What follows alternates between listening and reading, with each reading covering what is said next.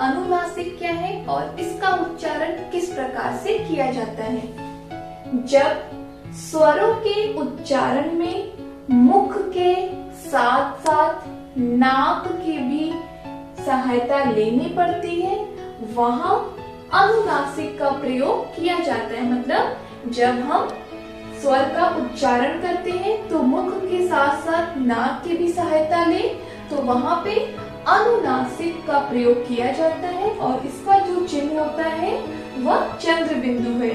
यानी कि चंद्रनुमा आकार बनाकर उसके ऊपर जो बिंदु लगाई जाती है उसे चंद्र बिंदु कहते हैं।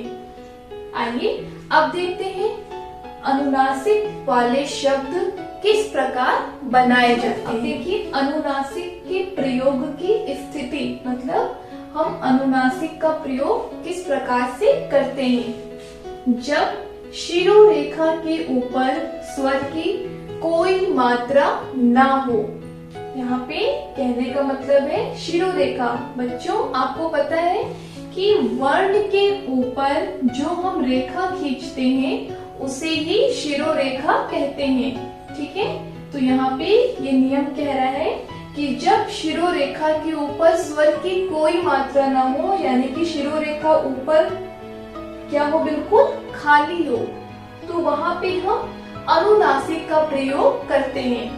उदाहरण देखिए, जैसे अंग। अब अंग से मैंने यहाँ पे दो शब्द बनाए हैं। एक है आपका अंगना एंड दूसरा है फसना। आंग, आंग से दो शब्द बने हैं, आंचल और आंख। बच्चों आप देख रहे होंगे कि जब इन शब्दों का मैं उच्चारण कर रही हूँ तो नाक और मुंह दोनों से ही ध्वनि निकल रही है। उंग, उंग से दो शब्द, उंगली और मुंह।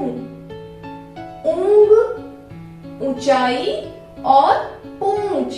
आइए अब इसके दूसरे प्रयोग की स्थिति देखते हैं। बच्चों देखिए अनुनासिक की दूसरी स्थिति क्या है प्रयोग करने की। जब शिरोरेखा के ऊपर स्वर की कोई मात्रा हो। अब इसके पहले हमने क्या पढ़ा था कि शिरोरेखा के ऊपर कोई मात्रा ना हो। अब ये नियम कहता है कि शिरोरेखा के ऊपर स्वर की कोई भी मात्रा हो तो अनुनासिक चिन्ह के स्थान पर अनुस्वार का प्रयोग करते हैं। यानी कि हम वहां पे चंद्र बिंदु की जगह केवल बिंदु का प्रयोग करते हैं। ऐसा क्यों है? क्योंकि एक मैं आपको उदाहरण देती हूँ। जैसे यहाँ पे मुझे लिखना है मैं।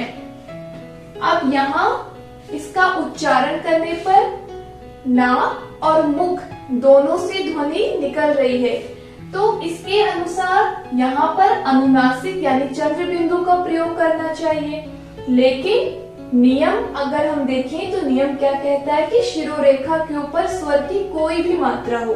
तो आप देखो बच्चों यहाँ पर स्वर की मात्रा ए का प्रयोग हुआ है, इसीलिए हम यहाँ पे अगर चंद्र बिंदु लगाएंगे तो यहाँ पे जगह ना नहीं होने के कारण ये जो आपका शब्द है देखने में अच्छा नहीं लग रहा है। इसीलिए हम जब भी मैं लिखते हैं तो अनुनासिक की जगह केवल अनुस्वार के रूप में बिंदु का प्रयोग करते हैं और इसका उच्चारण फिर होगा मैं। ठीक है, आइए इसके कुछ और उदाहरण देखते हैं। इसे सिंचाई, खिंचाई। अब देखिए यहाँ पे स्वर छोटी ई की मात्रा लगी हुई है, इसीलिए अनुनासिक की जगह अनुस्वार का प्रयोग किया गया है। क्योंकि नियम कहता है कि अगर शिरोरेखा के ऊपर स्वर की कोई भी मात्रा हो तो वहां पे हम अनुनासिक चिन्ह की जगह अनुस्वार के रूप में बिंदु का प्रयोग करते हैं। ऐसे देखिए बड़ी ई की मात्रा के साथ जो शब्द बने हैं छींकना और खींचना, यहाँ भी देखिए अनुस्वार लगा हुआ है। ऐसे ही ऐसे बने शब्द है में और सेकना, यहाँ भी अनुनासिक चिन्ह की जगह अनुस्वार का प्रयोग किया गया है। ऐसे बने शब्द है मैं, है, कैंची, यहाँ भी देखिए अनुस्वार का प्रयोग किया गया है। ओम से बने शब्द हैं चोंच, गोंद। औम से बने शब्द हैं कौंधना और चौंकना।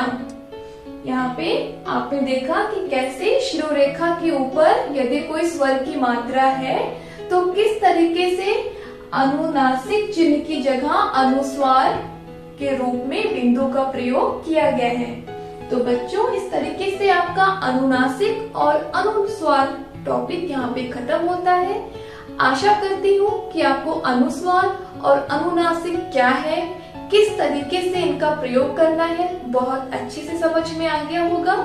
मिलती हूँ आपसे एक नए वीडियो में एक नए टॉपिक के साथ।